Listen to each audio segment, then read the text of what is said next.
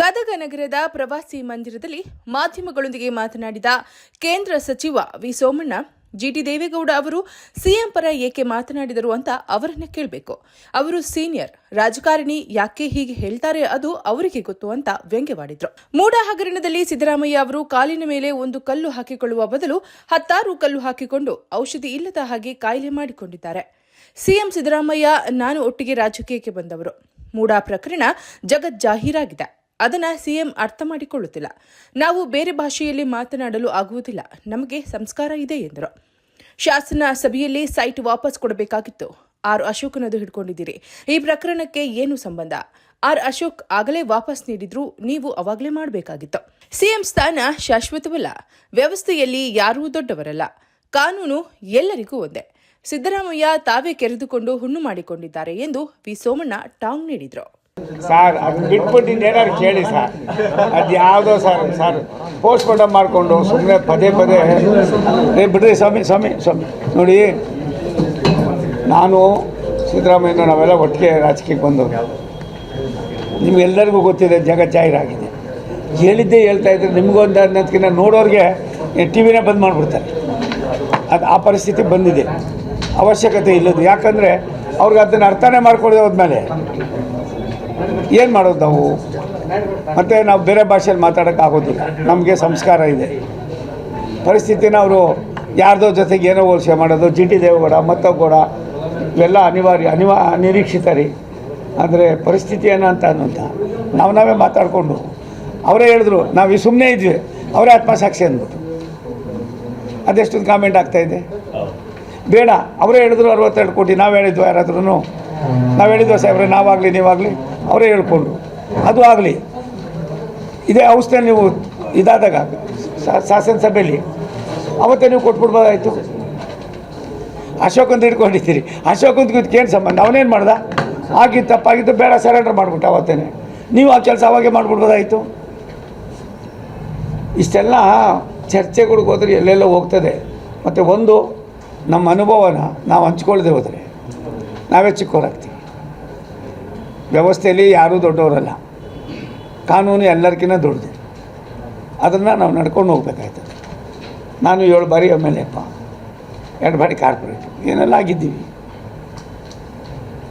ಸುಮಾರು ಸಾರಿ ಅವ್ರ ಮೇಲೆ ಎಲೆಕ್ಷನ್ ನಿಂತಿದ್ದೆ, ಸೋತ್ವಿ. ನಾವೆಲ್ಲೂ ಕೂಡ ಒಂದು ಮಾತಾಡ್ತಾರೆ. ಅವರೇ ಎಲ್ಲ ಮಾಡ್ಕೊಂಡು ಹೋದರು. ಅದು ಹೆಂಗಾಯ್ತು ಏನಾಯ್ತು ದೇಶಕ್ಕೆ ಗೊತ್ತಿದೆ. ಅದಕ್ಕೆ ಪದೇ ಅಪ್ಪ ಅದನ್ನು ಕೇಳ್ಕೊಂಡು ಅಪ್ಪ ಒಂದು ನಿಮಿಷ ಅಪ್ಪ, ಅವರು ಒಂದು ನಿಮಿಷ ಜಿಟಿ ದೇವೇಗೌಡರಿಗೆ ಅವ್ರಿಗೆ ಕೇಳಬೇಕು. ಅವರೊಬ್ಬ ಸೀನಿಯರ್ ಪಾಲಿಟಿಕ್ಸು, ಒಂದು ಪಕ್ಷದ ನಾಯಕರು. ಯಾಕೆ ಹೇಳ್ತಾರೆ, ಏನು ಹೇಳ್ತಾರೆ ನನಗೆ ಗೊತ್ತಿಲ್ಲ. ಅದು ಅವ್ರಿಗೆ ಗೊತ್ತು. ಅದು ಇನ್ಯಾವ ರೀತಿ ಆಗಿದೆ ಅದು ಅವ್ರಿಗೆ ಗೊತ್ತು. ಅದ್ರ ಬಗ್ಗೆ ನಾವು ಚಿಂತೆ ಮಾಡೋದು ಬೇಡ. ಕಾಂಗ್ರೆಸ್ ಬಗ್ಗೆ ಅದು ತೋರಿಸ್ತಾ ಇದ್ದಾರಲ್ಲ. ನಾನು ಹೇಳ್ತೀನಲ್ಲಪ್ಪ, ಕಾಂಗ್ರೆಸ್ಸು JDS ಮತ್ತೊಂದು BJP ಅಲ್ಲಪ್ಪ. ಅವರೇ ಹೇಳಿದ್ರು ಆತ್ಮಸಾಕ್ಷಿ ಅಂತ. ಅವ್ರ ಆತ್ಮಸಾಕ್ಷಿ ಏನಂತ ಅವರೇ ತೀರ್ಮಾನ ಮಾಡ್ಕೊಂಡು ನಮ್ಮದೇನೇನು ಇಲ್ಲ ಅಂದರು. ನಾನೆಲ್ಲವೂ ಒಪ್ಕೋತೀನಿ. ನಾವು ಯಾರಿದೆ ಅಂತ ಅಂದಿದ್ದು, ಈ ದೇಶದ ಚುಕ್ಕಾಣಿಯಲ್ಲಿರ್ತಕ್ಕಂಥ ಮೊದಲನೇ ಸ್ಥಾನದಲ್ಲಿರೋರು ತಾವು. ರಾಜ್ಯದ ಮುಖ್ಯಮಂತ್ರಿ ಯಾರೋ ಇನ್ನೊಬ್ಬನೋ ಮತ್ತೊಬ್ಬನೋ ಮಗನೊಬ್ಬನೋ ಏನೋ ಆಗಿರ್ಬೋದು. ಅದು ಇವಾಗ ಮುಗಿದ ಅಧ್ಯಾಯ. ಇದಕ್ಕೆ ನೀವು ಯಾವ ಪರಿಹಾರ ಹುಡುಕಿ ಅಂದರೆ, ಇವ್ರು ಎಲ್ಲೆಲ್ಲ ಹೋಗಿ ಏನೇನೋ ಮಾಡಿಕೊಂಡು ಒಂದು ಕಲ್ಲು ಹಾಕೊಳ್ಳೋದು ಬದಲಿಗೆ 16 ಕಲ್ಲು ಹಾಕೊಂಡು ಕಾಲ ಮೇಲೆ ಗಾಯ ಮಾಡಿಕೊಂಡು ಔಷಧಿನ ಇಲ್ದಂಗೆ ಮಾಡಿಕೊಂಡ್ರೆ ಅದಕ್ಕೆ ಅಂಕಿತ ಏನಿಲ್ಲ. ಆಯಿತು, ನಾಳೆ ಇನ್ನೇನೋ ಒಂದು ಆಗ್ಬೋದು. ಬಟ್ ಜನಗಳ ಮನಸ್ಸೇನಂತ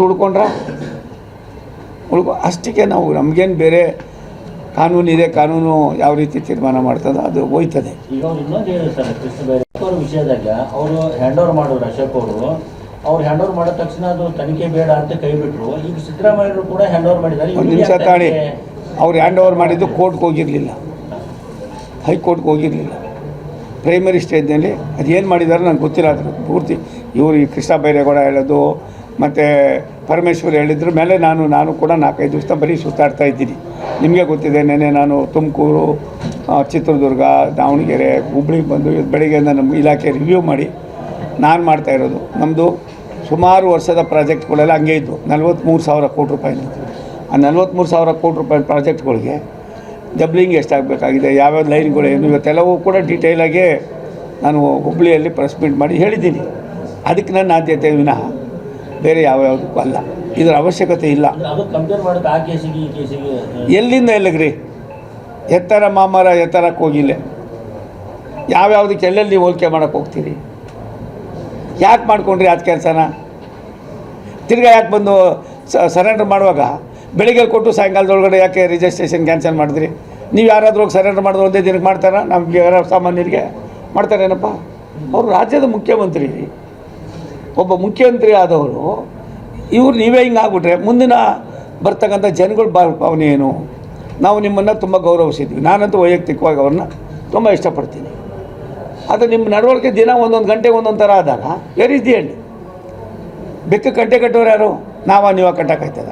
ಅವರು ಮುಖ್ಯಮಂತ್ರಿ, ನಾವೇನು ಹೇಳಿದೆ? ನಾನು ಬೇರೆಯವ್ರಾಗ ಮಾತಾಡಿಲ್ಲ. ನೀವೇ ಮಾಡ್ಕೊಂಡಿರೋ ಕಾಯಿಲೆ ಇದು, ನೀವೇ ಕೆರ್ಕೊಂಡಿರೋ ಹುಣ್ಣಿದು. ಅದು ನೀವೇ ಔಷಧಿ ಹಾಕ್ಕೋಬೇಕು, ರಾಜೀನಾಮೆ ಕೊಡಿ. ಅದಾದಮೇಲೆ ಎನ್ಕ್ವೈರಿ ಆಗಿ ಎಲ್ಲ ಆಗಿ ನೀವು ತಪ್ಪಿತಸ್ಥರಲ್ಲ ಅಂತ ಅಂದಾಗ ಕೋರ್ಟ್ ತೀರ್ಮಾನ ಮಾಡಿದ್ರೆ ನೀವೇ ಮುಖ್ಯಮಂತ್ರಿ ಆಗಿ ನಿಮ್ಮ ಪಾರ್ಟಿಲಿ ನಿಮ್ಗೆ ಅಷ್ಟೊಂದು ಹಿಡ್ತಾ ಇಲ್ಲದೆ ಹೋದ್ಮಾಗ ನಾವೇನು ಮಾಡೋಕ್ಕಾಯ್ತದೆ?